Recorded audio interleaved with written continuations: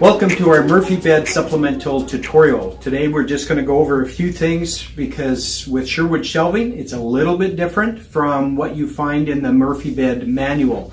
However, when you order a Murphy bed you will get a manual, and just follow along with the manual. It's a good idea, but we have cams where they use L brackets and other types of fasteners. So our process actually is a little bit easier. Now, the first thing you need to do is determine the inside and outside of the side panel or gable.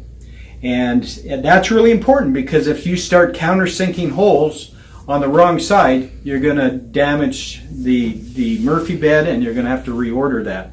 So on the outside, you will have just the holes for the spring mechanism. That's all that you will have. On the inside of the gable, you'll have the pilot holes for the spring mechanism, but you'll also see some 5mm holes for the headboard, also for the back stretcher and the kick. And if we go up to the very top, you'll see holes for the top shelf. Okay, so just determine what is the inside of the gable and what's the outside of the gable. That's really important. And you'll notice that I actually labeled mine. This is the left gable that I'm working on, and I wrote it on the outside. So I cannot make a mistake. I'm going to countersink these pilot holes, drill them out and countersink them on the proper outside of the gable. Okay, so we're going to show you how to do that. Now, we do have the pilot holes already in place, so you don't need to worry about drilling those like it talks about in the manual. But in the manual on page 8, besides drilling the 1/16 pilot holes, which we've already done for you, it talks about drilling a 5/16 hole and then countersinking with a 5/8 countersink. Okay, so we don't do that in the shop. We do the pilot holes only. So the installer will have to drill out the 5/16 hole and also the 5/8 countersink. And what I suggest is there's a few types of countersinks. This one is a cheaper one. It has one cutting edge, and I'd recommend getting a little bit better countersink than this particular style. Here we have a 5/8.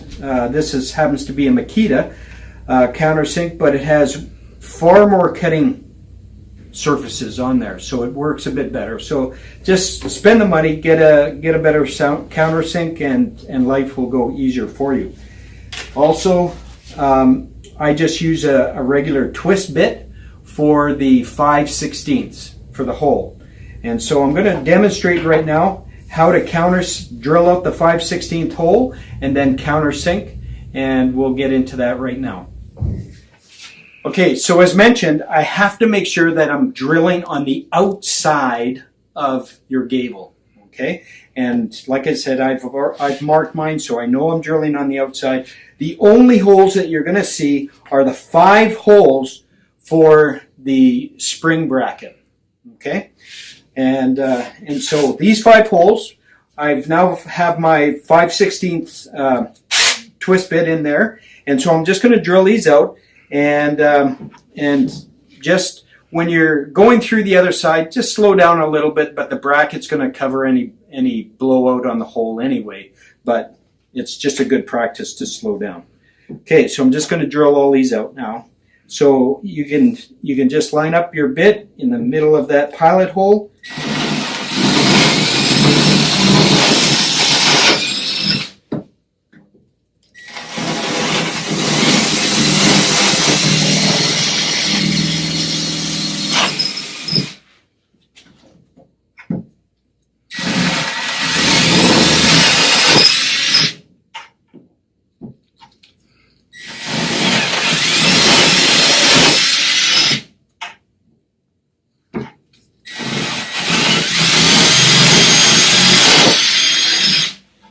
Okay. Get rid of the... So, I've now drilled out my 5/16 hole, so I'm going to switch over to my countersink, my 5/8 countersink. And now I'm just going to countersink these holes down. Now, it's probably a good idea just to practice a little bit on a scrap piece of wood, just because you don't want to countersink too deep. You actually want to leave the bolt basically where the top of the head is above the board. So that's about 1/16. So you want that to countersink down so that head is still about 1/16 above the board, and I'll explain a little bit later why. So it's good thing to just practice how easy it is to drill this countersink, and make sure you don't go too quick and too deep. Okay.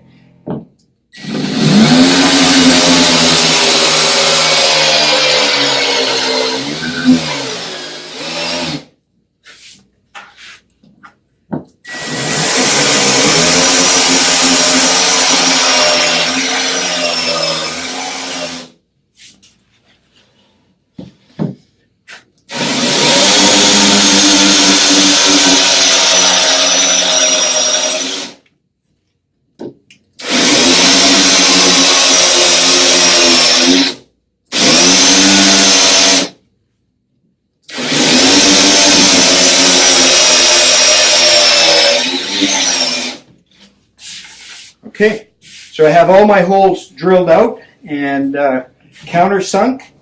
And so this bolt, what you want to do when you put that bolt in, you want to make sure that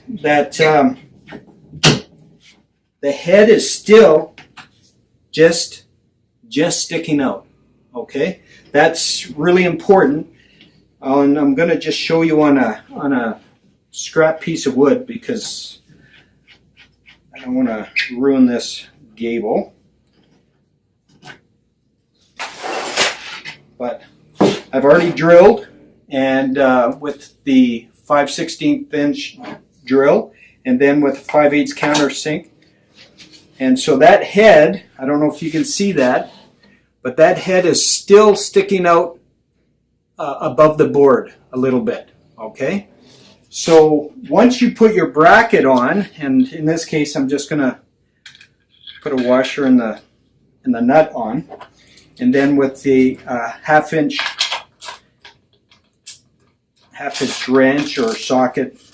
But as you tighten the bracket on, that's going to pull that and make it perfectly countersunk in. Can you see that? Okay, so that's what you want to do. If you drill too deep and then start tightening it, it won't have enough material there to make it tight. It'll just keep pulling that bolt all the way through. All right, so that's the only procedure that you would have to do with Sherwood Shelving, is just to finish drilling these holes and countersink, and then the rest goes well. Now, in the hardware kit, you will get packages, bag 1, bag 2, and bag 3. I'll put them in order for you. Bag 1 does have a lot of hardware that we won't use. It has different types of fasteners, but we do the cam fittings. Bag 2 is for the spring hardware mount, and then you've got a few extra items in your bag 3. And the instructions will go over all of that and tell you how to do that. I hope this video has been somewhat helpful, and good luck with your installations.